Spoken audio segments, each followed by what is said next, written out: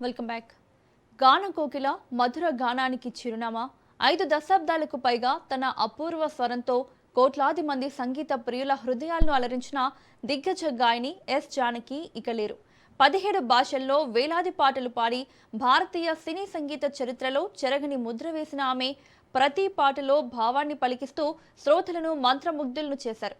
చిన్నారి గొంతు నుంచి వృద్ధురాలి స్వరం వరకు తన గాత్రంలో అద్భుతంగా ఆవిష్కరించిన ఆమె ప్రతిభకు దేశవ్యాప్తంగా ప్రశంసలు దక్కాయి. గాన సరస్వతిగా అభిమానుల హృదయాల్లో చిరస్థాయిగా నిలిచిపోయిన ఎస్ జానకి జీవితం, సంగీత ప్రస్థానం, ఆమె సాధించిన అరుదైన విజయాలు. ఎస్ జానకి ఎమ్మెల్యే సినిమాతో సినీ ప్రస్థానాన్ని ప్రారంభించారు. లెజెండరీ సింగర్ ఘంటసాలతో కలిసి నీ ఆశ అడియాస చేజారే మణిపూస అనే తన తొలి పాటను పాడి మొదటి ప్రయత్నంలోనే అందరినీ ఆశ్చర్యపరిచారు. ఆ తర్వాత బావమరదలు చిత్రంలోని నీలి మేఘాలలో గాలి కెరటాలలో పాటతో ఆవిడ వెనక్కి తిరిగి చూసుకోవాల్సిన అవసరం లేకుండా దూసుకుపోయారు. భారతీయ సినీ సంగీత ప్రపంచాన్ని తన అపూర్వ గానంతో దశాబ్దాల పాటు అలరించిన ప్రముఖ నేపథ్య గాయని ఎస్ జానకి ఇక లేరు. ఆమె మరణంతో దేశవ్యాప్తంగా అభిమానులు, సినీ ప్రముఖులు, సంగీత ప్రేమికులు తీవ్ర దిగ్భ్రాంతి వ్యక్తం చేస్తున్నారు. రాజన్న సిరిసిల్ల జిల్లాతో ఆమెకు ఉన్న ప్రత్యేక బాల్య అనుబంధం ఇప్పుడు మరోసారి అందరి దృష్టిని ఆకర్షిస్తోంది. చిన్ననాట కొంతకాలం సిరిసిల్లలో నివసించిన జానకి అక్కడి జ్ఞాపకాలను పలు సందర్భాల్లో ఎంతో ఆప్యాయంగా పంచుకున్నారు. ఆమె మరణంతో ఆ జ్ఞాపకాలను స్థానికులు భావోద్వేగంతో గుర్తు చేసుకుంటూ నివాళులర్పిస్తున్నారు. ఈ అంశంపై మరిన్ని వివరాలను మా ప్రతినిధి అసీం అందిస్తారు. సిరిసిల్ల బిడ్డగా భావించే ప్రముఖ గాయని జానకి మృతి పట్ల సినీ పరిశ్రమతో విషాదం నెలకొంది. ఇటు చూస్తే సిరిసిల్లతో పాటు వేములవాడలో జానకి గారి మృత్యు విషాదాన్ని నెలకొంది. ముఖ్యంగా జానకి గారి బాల్యం సిరిసిల్లలో గడిపిన క్షణాలను మరి ఇప్పుడు మనం ప్రస్తుతానికైతే సిరిసిల్లలోని రామయ్య శర్మ గారి వద్ద ఉన్నాం. వారైతే వాళ్ళకి సుపరిచితులు, వారితో ఒక అనుబంధం ఉన్న వ్యక్తి మనకు ఉన్నారు. వారితో కొన్ని విషయాలను పంచుకునే ప్రయత్నం చేద్దాం. చెప్పండి సార్, జానకి గారు సిరిసిల్ల బిడ్డగా భావిస్తారు. సిరిసిల్లలో పుట్టి పెరిగాను, సిరిసిల్లలోనే ఇక్కడ కొద్ది రోజుల పాటు నాన్నగారితో పాటు ఉన్నాను, ఇక్కడ నేను ఎడ్ల బండి మీద వెళ్ళి సినిమాలు చూసిన రోజులు ఉన్నాయని చెప్పినారు. మీతో ఉన్న అనుబంధం ఏంటి జానకి గారితో? జానకి గారు ఒక మంచి విద్వాన్మణిగా, మాకు ఒక మంచి గాయకురాలుగా పరిచయం. వారు చిన్నతనం నుండి బాగా సంగీత జ్ఞానంతో పాటు పాటలు పాడడం, మామూలు వేదికల మీద పాడుతూ అనేకంగా గొప్ప వ్యక్తిగా చిన్నతనంలోనే ఆమె ప్రశ్నలు ఇవ్వడం జరిగింది. తర్వాత వాళ్ళ నాన్నగారు ఇక్కడ సిరిసిల్ల ప్రాంతంలో సిరిసిల్లకు ఇచ్చేసి ఉపాధ్యాయ వృత్తిలో బదిలీపై ఇక్కడ కొంతకాలం పనిచేశారు.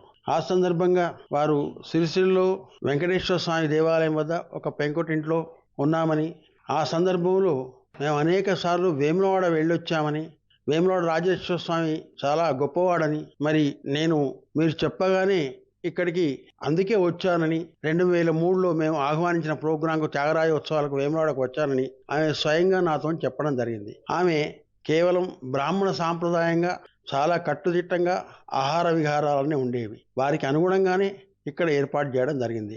ఈ సిరిసిల్లో 1937-35 ప్రాంతంలో వాళ్ళ నాన్నగారు పనిచేసే వయసులో ఈమె అంతా చాలా చిన్న ప్రాయం, 8-9 సంవత్సరాల ప్రాయంలో ఉన్నట్టుగా, ఈ ప్రాంతంలో ఉన్నట్టుగా, దీని మీద అనుబంధం ఉన్నట్టుగా ఆమె చెప్పింది. సిరిసిల్ల అంటే నాకు ఎంతో మక్కువ, ఎక్కువ అని కూడా చెప్పేది. ఈ ప్రాంతంలో ఆ వేములవాడకు తన కచ్చలం మీద, అంటే బండిని కచ్చలం అనేవాళ్ళు మన ఈ ప్రాంతంలో, దాని మీద వెళ్లే వాళ్ళమని, 2 ఎడ్లను కట్టుకొని వేములవాడ స్వామిని దర్శించుకునే వాళ్ళమని, మా నాన్నగారితో పాటు నేను కూడా వెళ్లేవారిని ప్రస్తావించడం జరిగింది. ఎందుకంటే తాను ఈ 2003లో ఇక్కడికి ఆహ్వానించిన సందర్భంలో చాలా గొప్పగా ఒక 4 గంటలు నిరాఘాటంగా నిల్చొని ఏకకంఠంగా పాడింది. ఇంకా ఏ గాయకులు వచ్చినా సహకార గానం అని అదో ఇదో ఏర్పాటు చేసుకుంటారు. పోతే ఇతర విద్వాంసులు వాళ్ళ ఇన్స్ట్రుమెంట్స్ లేని వచ్చి పాడలేరు. కానీ ఆమె రామయ్య గారు మీరు ఉన్నారు కదా, మీరే ఇన్స్ట్రుమెంట్స్ ప్లే చేయండి అని చెప్పి ఇక్కడ త్యాగరాయ ఉత్సవంలో ఉన్న విద్వాంసులతో పాటు ఆమె చక్కగా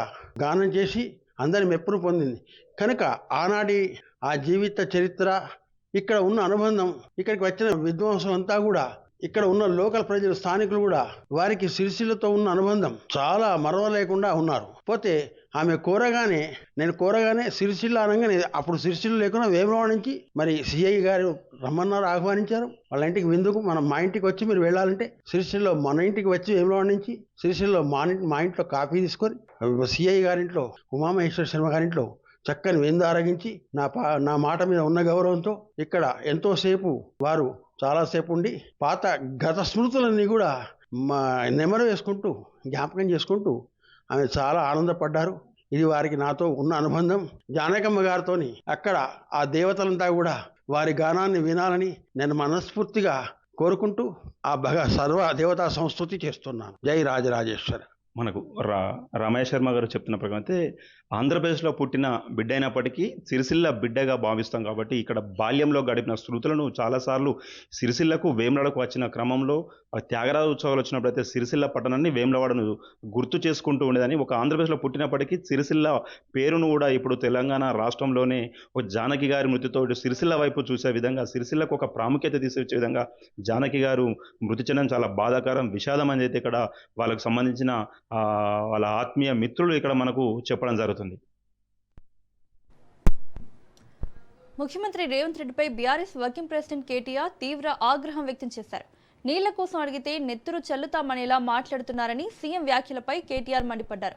తెలంగాణ ఉద్యమ సమయంలో జరిగిన ఎన్కౌంటర్లను ప్రస్తావిస్తూ కాంగ్రెస్ పై తీవ్ర విమర్శలు చేశారు.